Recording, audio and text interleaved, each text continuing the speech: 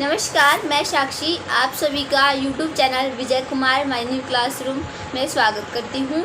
आज हम सब यहाँ पर क्लास 12 का पोल साइंस फर्स्ट चैप्टर शीत युद्ध के दौर के MCQ कर रहे हैं। तो are you ready class 12 students? तो शीत युद्ध का दौर, आपका फर्स्ट क्वेश्चन यही है कि शीत युद्ध होता क्या है। तो शीत युद्ध कोई युद्ध नहीं होता, सिर्फ युद्ध की संभावना बनी रहती है जिसमें लड़ाई होने के चांसेस रहते हैं, पर इतनी लड़ाई नहीं होती। थोड़ा बहुत खून खराबा तो है, पर एक जिसको हम युद्ध कहते हैं वैसा युद्ध नहीं हो पाता, उसको हम शीत युद्ध कहते हैं। तो आपका फर्स्ट क्वेश्चन है कि शीत युद्ध कब से कब तक हुआ था। तो शीत युद्ध 1945 से 1991 तक हुआ था। आपके ऑप्शन में ये भी आ सकता है कि दूसरे विश्व युद्ध की समाप्ति के समय शीत युद्ध शुरू हुआ था। तो आपको ये पता होना चाहिए कि दूसरा विश्व युद्ध कब से कब तक हुआ था। तो दूसरा विश्व युद्ध 1939 से 1945 तक हुआ था।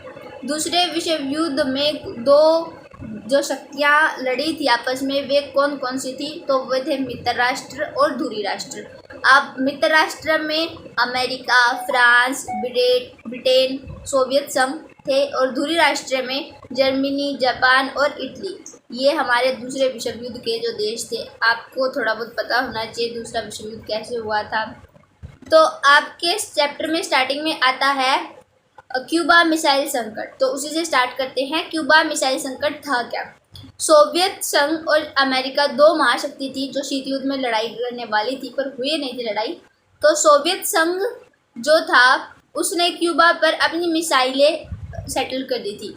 अब क्यूबा, आपको पता होना चाहिए क्यूबा था कहाँ। क्यूबा अमेरिका के एक तटवर्तीय देश है जो अमेरिका के बिल्कुल पास था, पर वो टीम सोवियत संघ में था, वो अमेरिका के साथ नहीं था। तो अब सोवियत संघ ने अब क्यूबा पर अपनी मिसाइलें तैनात कर दी थी, जिसकी वजह से अमेरिका को ज़्यादा हानि हो सकती थी अगर मिसाइलें डाली जाती। तो आपका क्वेश्चन नंबर 1 यहाँ से है, सोवियत संघ ने कब क्यूबा पर अपनी मिसाइलें तैनात कर दी थी। तो आपका आंसर है 1962 में। देन आपका क्वेश्चन है कि जिस समय मिसाइलें तैनात की गई थी उस समय सोवियत संघ की नेता कौन था या थी। तो उस समय उनकी नेता थी निकिता खुचरेव। देन आपका क्वेश्चन है कि अमेरिका के उस क्यूबा मिसाइल संकट के समय ही अमेरिका के राष्ट्रपति कौन थे। तो उनके थे जॉन ऑफ कैनेडी। तो अब नेक्स्ट क्वेश्चन है आपके लिए, अमेरिका को कितने समय बाद पता चला था कि क्यूबा पर मिसाइलें तैनात हो चुकी हैं। तो अमेरिका को 3 महीने बाद पता चला था कि क्यूबा पर मिसाइलें तैनात हो गई हैं। शीत युद्ध का चरम बिंदु किसे कहा जाता है। तो इसका भी आंसर यही है, क्यूबा का मिसाइल संकट को शीत युद्ध का चरम बिंदु कहा जाता है। ऐसा क्यों है?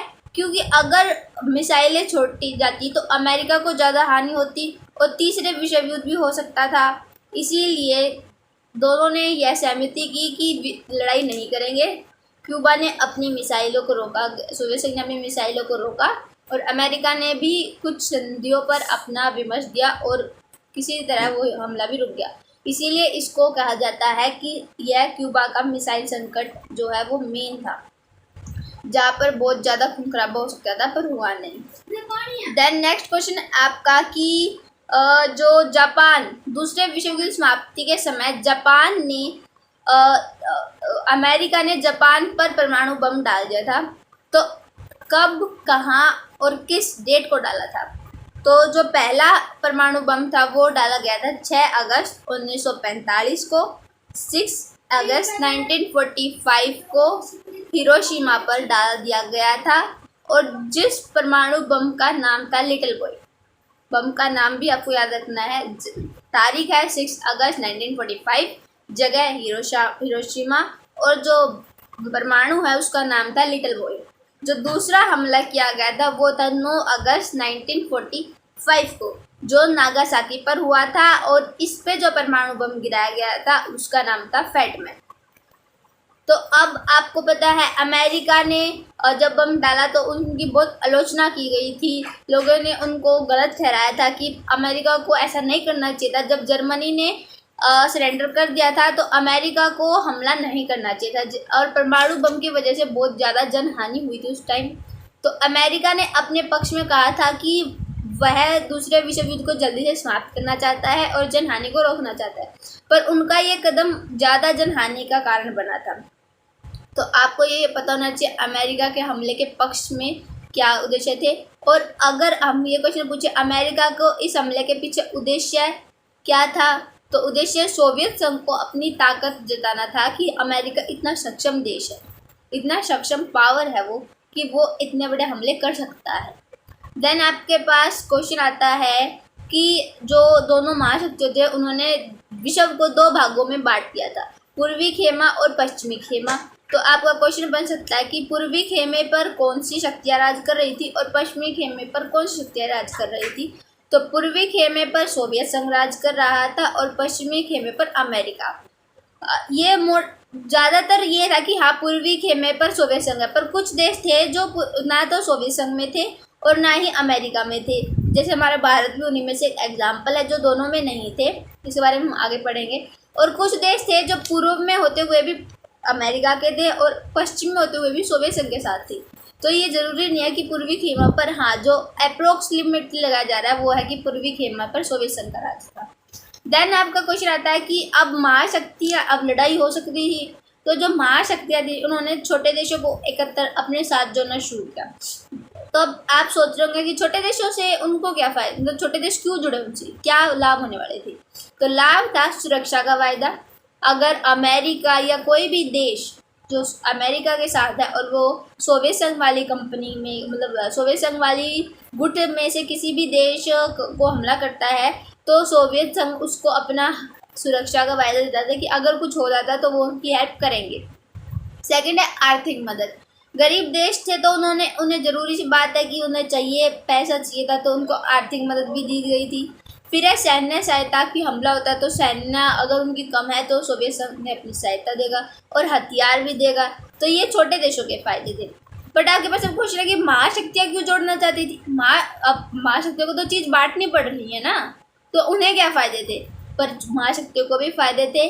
जैसे हमारा भारत है उसमें कई प्रकार के मसाले हैं, या फिर जो जल में पाने वाले संसाधन है, बहुत सी चीज़ें हैं जो छोटे देशों के पास है, तो वो संसाधन वो महाशक्तियों के साथ बांटते थे। और वो भी कुछ परसेंट, मतलब इतने ज़्यादा तो नहीं, यहाँ पर जितना जिसके पास जो जितना सक्षम है वो उतने हथियार महाशक्तियों को दे देता था। जब उन्हें जरूरत होती तो वो यूज़ करे, नहीं तो सोवियत संघ उन्हें यूज़ करे, जो बड़ी पार्टीज थी। देन आपके लिए क्वेश्चन है नाटो। नाटो एक संघ था जो शुरू किया, उसने अमेरिका ने बनाया था कि नाटो भी होना चाहिए भाई।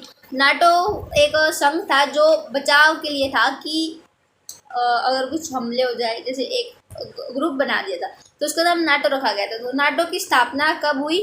4 अप्रैल 1949। 4 अप्रैल 1949 नाटो की स्थापना के समय उसमें 12 देश शामिल थे। नाटो की स्थापना के समय उसमें 12 देश शामिल थे और बाद में ये बढ़ भी गए थे। अब जब नाटो की स्थापना हुई तो नाटो के उद्देश्य ये थे कि अगर कोई भी देश हमला करता है तो उसे सब अपना हमला मानकर उसकी हमले के लिए मतलब डिफेंस में काम करेंगे। देन है कि फिर वार्सा संधि की स्थापना हुई जो 1955 में हुई थी। वार्सा संधि की स्थापना 1955 में हुई है। अब है कि वार्सा संधि के उद्देश्य क्या थे कि नाटो को के जो देश है उनके खिलाफ लड़ना वार्सा संधि के उद्देश्य थे।